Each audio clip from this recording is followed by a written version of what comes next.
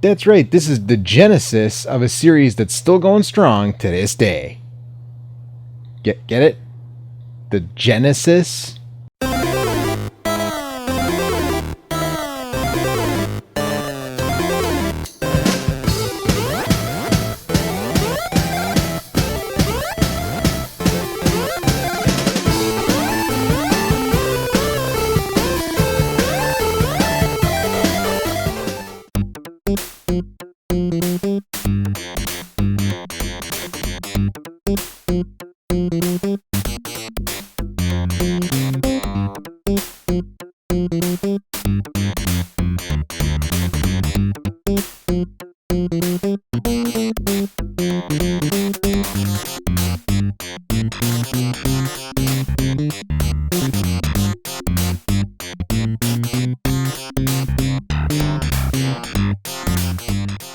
Hi there, I'm Rod the Retro Gaming Puppet, and on this episode of Obscure Games, we'll be talking about ToeJam and Earl.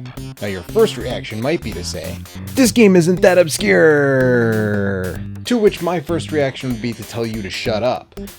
Then I would remind you that there is a new ToeJam and Earl game coming out soon, and it's my show, so I do what I want. And then finally I would say that this is an Extra Life donation request, so seriously, shut up. ToeJam and Earl is a bit of a weird property. It was created by former EA employees Greg Johnson and Mark Vorsanger, pitched to Sega, and subsequently published by them in 1991, around the same time as Sonic the Hedgehog. It ended up getting two sequels, one more on a Genesis and then one on the original Xbox, both also published by Sega. However, the rights aren't actually owned by Sega, which I thought they were for a long time. They remained with Johnson and Vorsanger's studio, which saw a name change to ToeJam and Earl Productions shortly after the success of the first game. A fourth game is on the way this year, funded on Kickstarter and having no involvement from Sega whatsoever. For a time, it was slated to be published by Adult Swim, but as of now, will be published by Greg Johnson's current studio, Human Nature, Mark Vorsanger having long since gone into the world of consulting, near as I can tell. And hey, full disclosure, Joe did back that Kickstarter, but anyways, what about that first game? ToeJam and Earl tells the story of two highly funky aliens from the planet Funkatron crashing into Earth, their ship destroyed in the process. As it turns out, Earth isn't the excellent funky place Funkatron is, so our alien friends want to get out of here before all the weird Earthlings, from maniacal dentists to hula girls, can do 'em in. ToeJam and Earl is a top-down exploratory game inspired by classic PC RPG Rogue.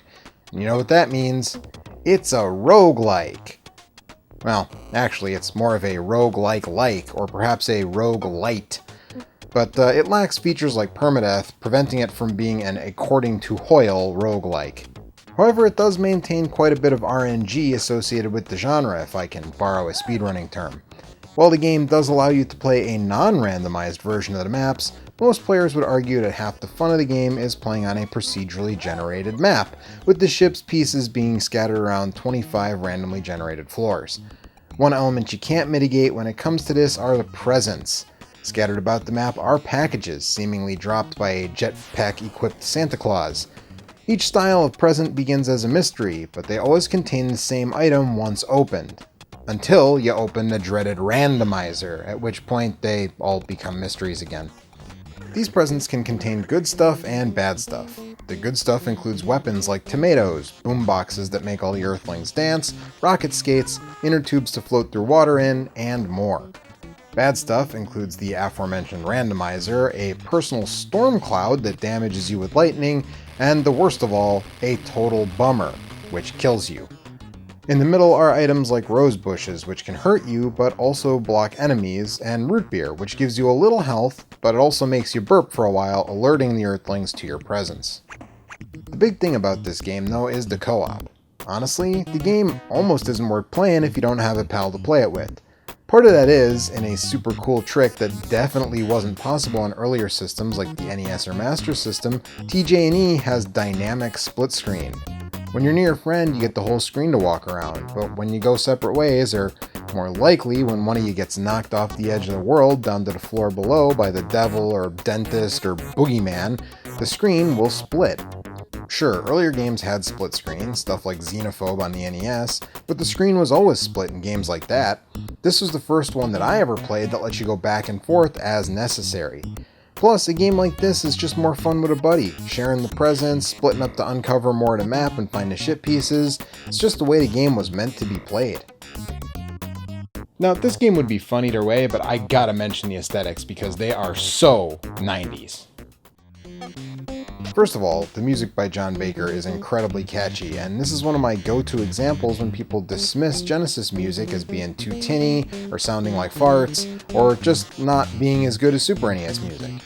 Beyond that, this game has a very 90s cartoon vibe to all the characters, and even the backgrounds.